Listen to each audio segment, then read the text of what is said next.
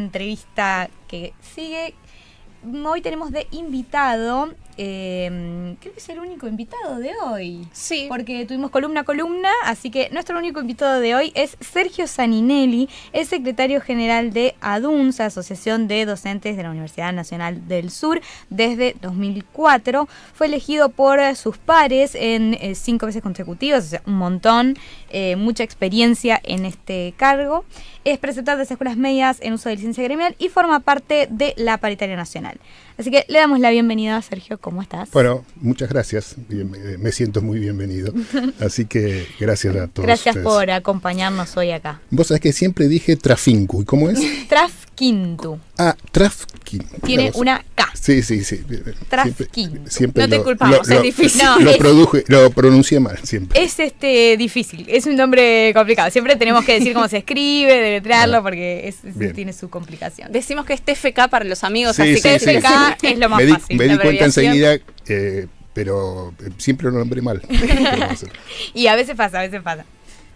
Bueno, para empezar y por ahí para que la gente te conozca, y como ya hablamos que tenías un recorrido muy amplio dentro de este puesto, queríamos saber cómo llegaste a ser secretario general de ADUNS y cómo fue tu recorrido. Che, a las 5 veces que me eligieron no era por capaz, era porque no había otra persona. Nadie se postuló, Claro, chicos. que quede claro eso, porque Bueno, si alguien hubiera estado muy en desacuerdo, se hubiera presentado. No. Siempre, sí, por lo menos en las últimas 3 elecciones hubo una lista con la cual competíamos. Así que,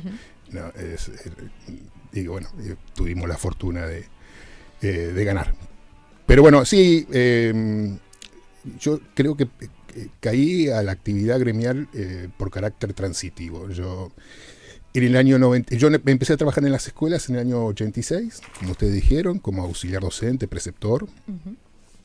En ese momento, un poquito más adelante, 88, 89, se creó un gremio docente que era propio de los docentes de las escuelas medias de la universidad.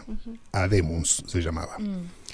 Y ADUNS, que existía, no tenía, en su estatuto no tenía la posibilidad de afiliar a los docentes de las escuelas medias. Era un sindicato que solo afiliaba a los docentes de la universidad, propiamente dicha.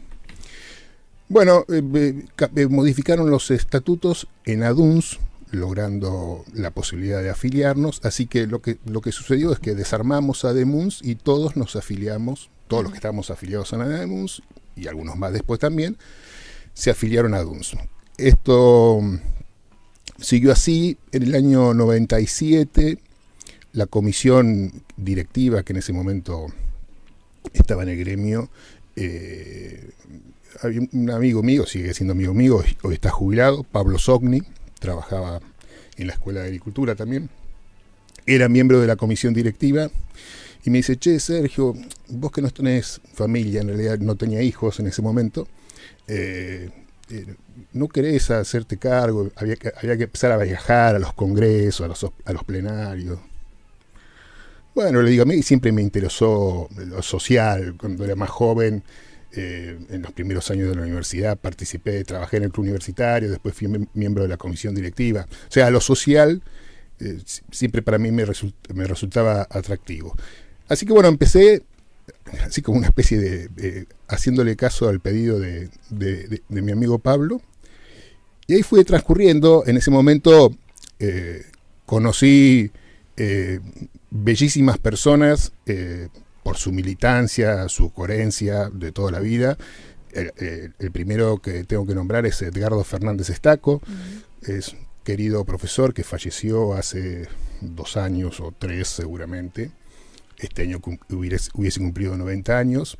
Él fue un poco el generador de ADUNS, un docente, era docente del departamento de matemática, exiliado a varios países de Latinoamérica y de Europa después, en el momento de la AAA, o sea, antes de la dictadura, con toda su familia.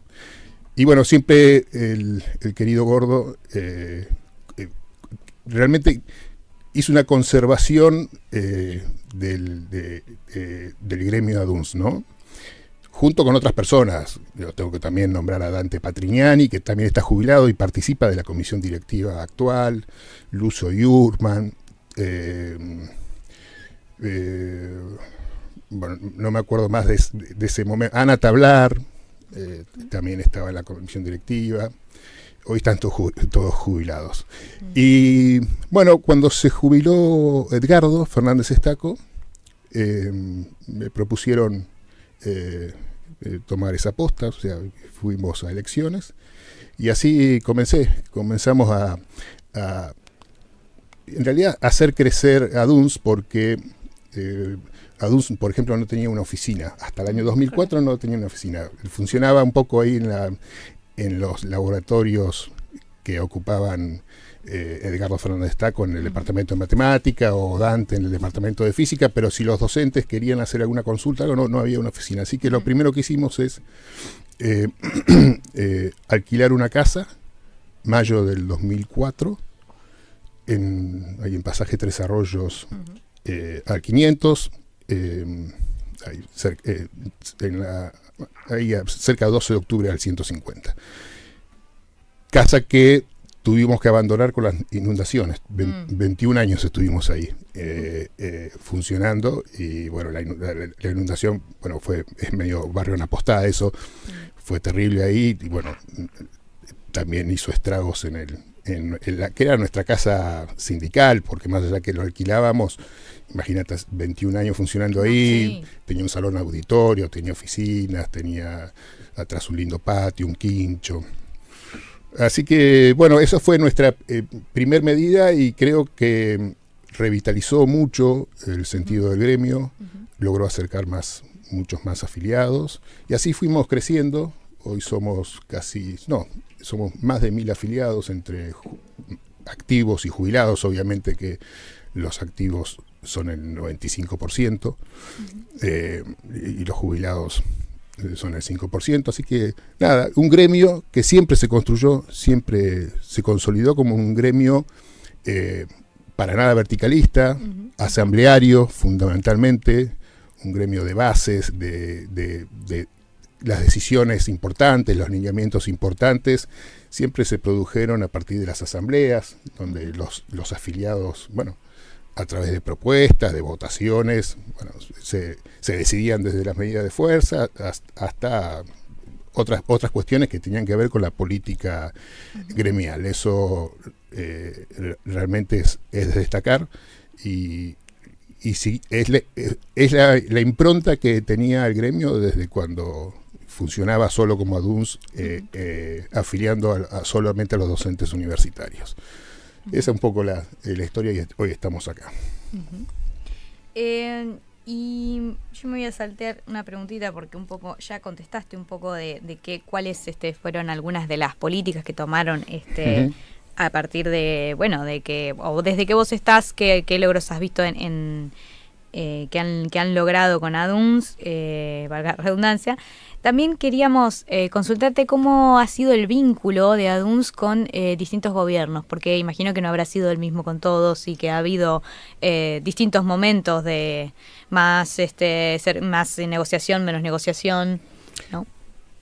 Esa es la palabra, de más negociación, menos negociación, más receptividad, porque por ejemplo, nosotros no tenemos la característica que uno puede decir de la mayoría de los gremios de la Argentina. Uno, cuando asocia a sindicato, lo asocia al Partido Justicialista o al peronismo, ¿no? No tenemos un lineamiento político partidario. Cada uno de los afiliados, cada uno de los miembros de la comisión directiva podrán tener sus gustos partidarios, pero no seguimos la conducta de tal o cual partido político. Siempre tuvimos en cuenta una cosa, la universidad, los presupuestos de la universidad, y por ende nuestros salarios y nuestras condiciones laborales son discutidas, debatidas a través del gobierno nacional, ¿no? Un poco los rectores de cada universidad, un poco están ahí en el medio de esa negociación, pero no tienen mucha injerencia. Más allá de si hay discusiones, debates sobre las condiciones laborales. Entonces, pero siempre tuvimos en cuenta, sea el signo político que fuese, que el gobierno para nosotros era nuestra patronal, nuestro patrón, y a él teníamos que requerirle, reclamarle, exigirle las condiciones necesarias que nos, de alguna manera, surgían de las asambleas, surgían de la federación, porque nuestro sindicato, como muchos sindicatos de otras universidades docentes, estamos afiliados a una federación nacional, en nuestro caso la CONAB Histórica.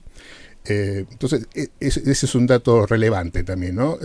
Para nosotros siempre los gobiernos, insisto, fuese del signo político, cualquier signo político, fueran partidario, siempre fueron nuestra patronal, y a veces confrontábamos más fuertes y otras veces menos, pero tenía que ver con la receptividad, el diálogo que había, la posibilidad de negociar más o menos. Bueno, a modo de ejemplo, este gobierno de Javier Milei no hay diálogo posible porque está obturado completamente. Totalmente. Y bueno, quizá partiendo con eso y quizá como para ampliar lo que nos está sucediendo en la actualidad, lo que le está sucediendo al ámbito universitario, queríamos preguntarte cómo analizás lo que sucede con el Congreso y los vetos a la Ley de Financiamiento Universitario. Bueno, sí, ustedes saben que mañana Diputados va a intentar rechazar el veto a la Ley de Financiamiento Universitario y a la Ley de Emergencia Pediátrica, que es la ley conocida como Garrahan, que incluye al Garrahan y el financiamiento de otros hospitales nacionales, ¿no? Esto es así como los dos puntos más fuertes que trata Diputados.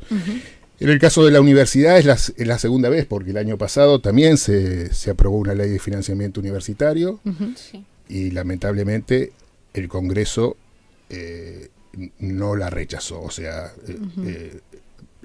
más de un tercio de los diputados, que es el número necesario, consideró que el veto justamente protegía este equilibrio fiscal del que habla tanto el gobierno. Entonces el veto siguió vigente. Para mañana,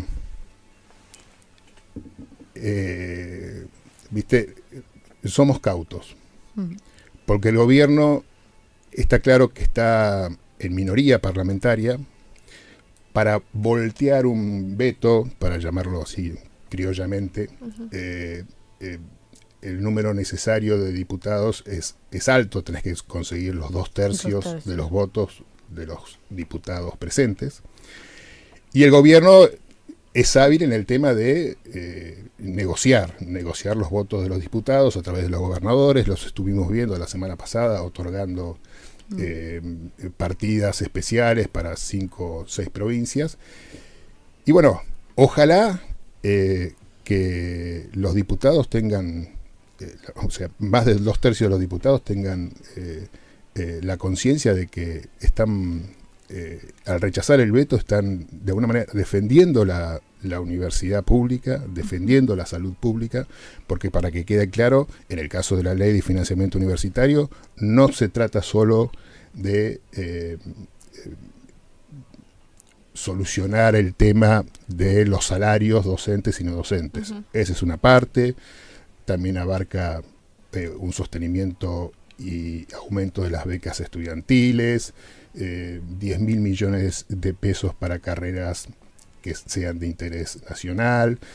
Habla también, obviamente, de aumentar los gastos de funcionamiento, ¿no? Que los gastos de funcionamiento son los que le sirven a cada universidad para pagar la luz, para pagar los servicios, para hacer pequeñas construcciones.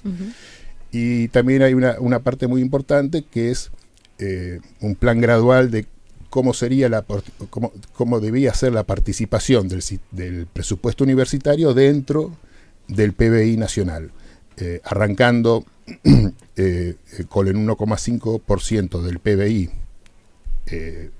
nacional el 1,5% del presupuesto universitario desde el año que viene hasta llegar al 2031, o sea, en 5 años, hasta llegar al 2031 con una participación, del 1% en el 2026 hasta el 1,5% en el 2031. ¿no? Hoy la participación del presupuesto universitario dentro del PBI nacional es 0,5%. Claro. O sea, es muy baja. Es muy baja. Muy baja. Sí. Entonces estamos esperándolo con cautela. Pero no bajamos los brazos. Vamos a marchar acá en Bahía y en todo el país, como lo hicimos el año pasado, en 2 oportunidades. Y bueno, esperar que rechacen el veto. Creo que lo que todos están esperando, ¿no? Sí. Bueno, ustedes saben que este programa se hace en las instalaciones de la universidad, que bueno, nosotros somos estudiantes universitarios también, así que por supuesto que apoyamos este reclamo y esta marcha que ya veníamos acompañando las marchas anteriores, en ese sentido. Un poco...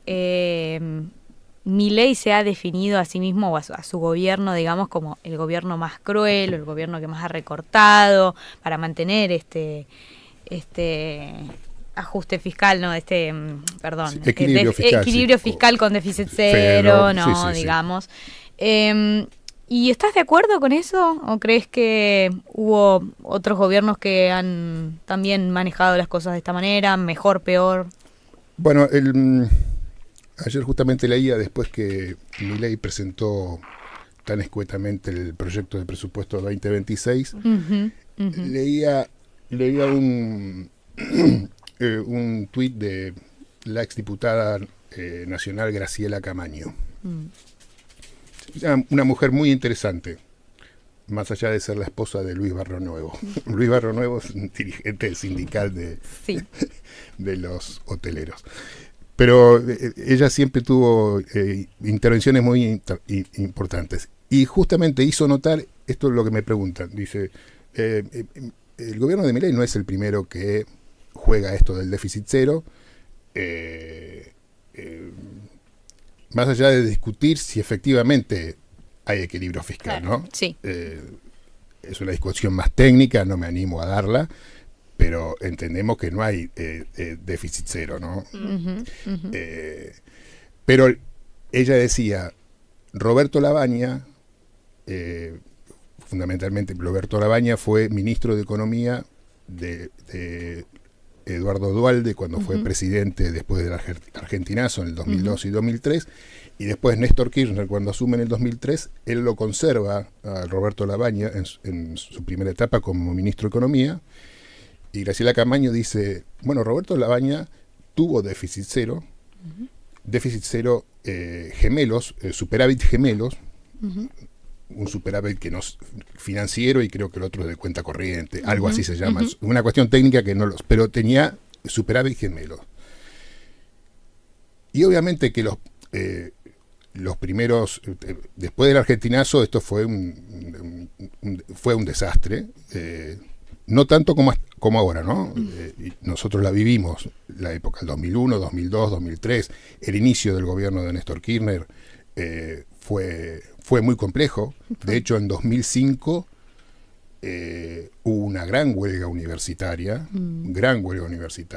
Recuerdo que acá vino de visita, Néstor Kirchner vino de visita y en cada ciudad que iba a participar, la huelga era tan importante que si había una universidad, había un sindicato, había un scratch a la presencia de Néstor Kirchner, porque efectivamente la estábamos pasando mal, porque eran también momentos complicados, una gran devaluación para salir del 1 a 1, y acá le hicimos, no un scratch, pero quisimos hacer hicimos una especie de bienvenida, colocamos un pasacalles muy, muy largo, creo que tenía 30 metros frente a la salida del aeropuerto, porque se suponía que él iba a bajar ahí, que decía, se leía muy grande, señor presidente, universidades nacionales, ¿le suena?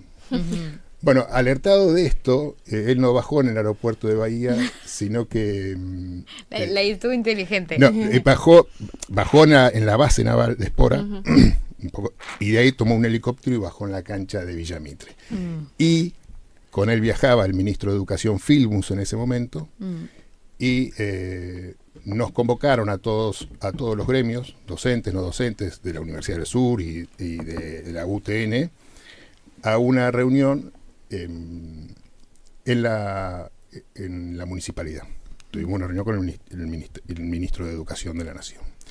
Bueno, rápido, era la huelga muy larga, logramos, en ese momento cobrábamos mucho de nuestra parte, la gran parte de nuestro sueldo era en negro, o sea, no tenía aportes, no tenía contribuciones, no contábamos para el incremento por antigüedad, la bonificación por antigüedad, pero bueno, la gran huelga logró que todas las cifras gradualmente pasaron al básico, un crecimiento muy largo.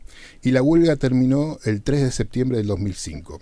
Imagínense, para dar una magnitud de la huelga, el grado de adhesión, que la tapa del diario Clarín del domingo 3 o 4 de septiembre, en tapa del diario de un día domingo del diario Clarín, en ese momento el diario de papel era el que circulaba, claro, sí, sí. El internet era muy incipiente, primera plana, culminó el conflicto universitario.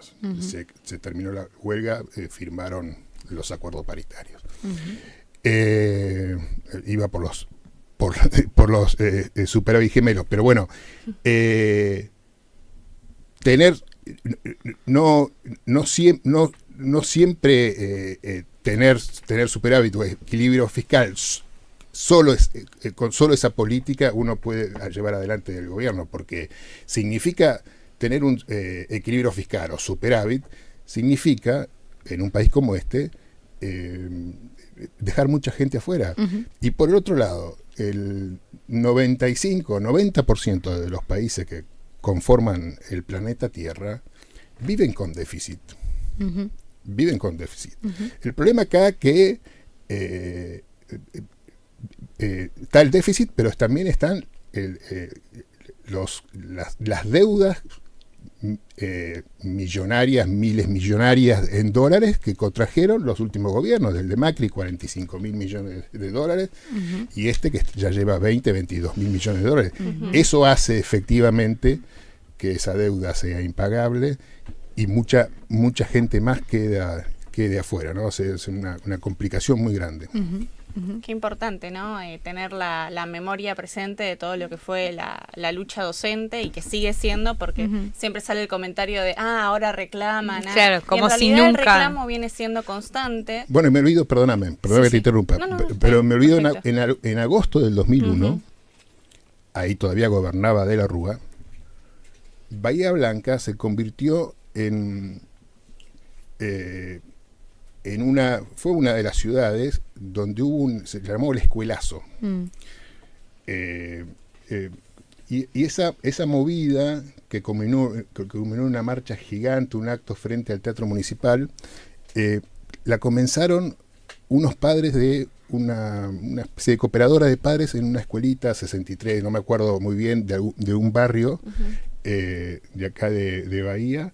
Y empezaron haciendo asambleas, invitando docentes, invitando más padres. Bueno, se generó, hay filmaciones de eso, gente, la avenida Colón llena, bajando.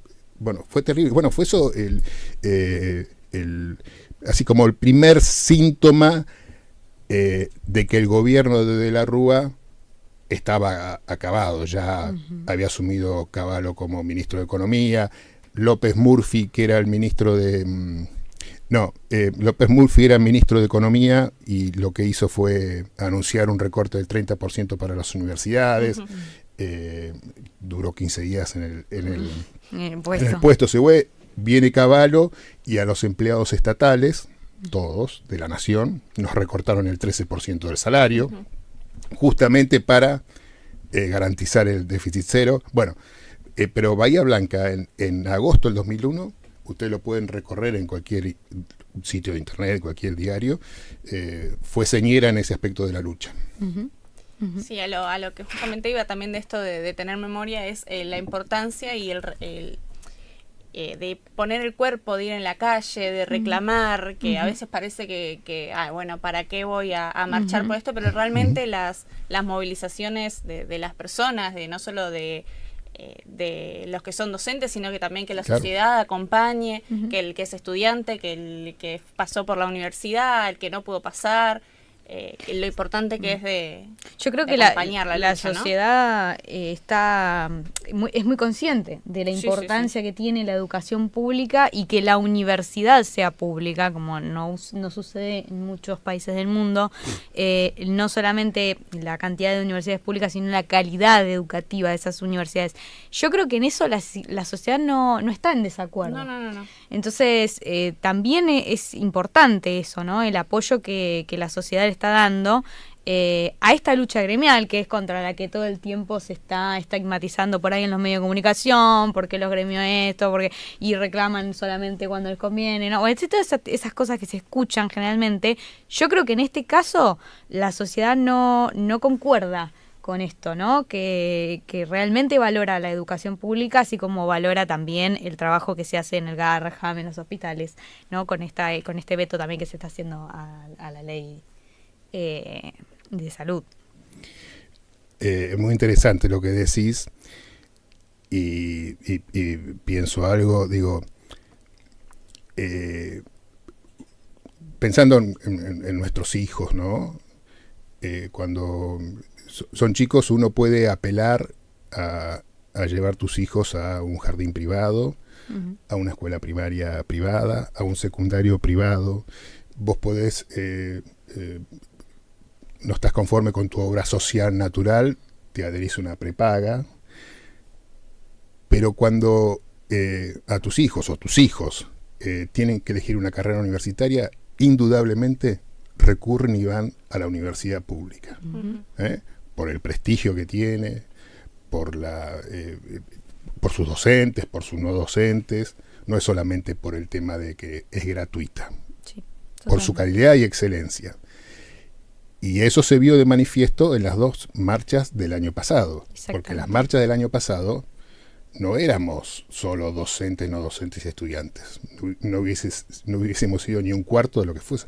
Estaba atrás la sociedad, la comunidad bahiense, defendiendo ese valor grande de tener una universidad de excelencia, de calidad y encima gratuita, ¿no? Ese cariño, ese prestigio que tiene la universidad, creo que son de las instituciones más preciadas, ¿no? Junto a las instituciones de la salud. Totalmente. Sí. Y bueno, por ahí un poco hablamos de esto, pero ¿cómo evaluás vos la situación presupuestaria nacional para las universidades en 2025 si el Congreso no anula este veto?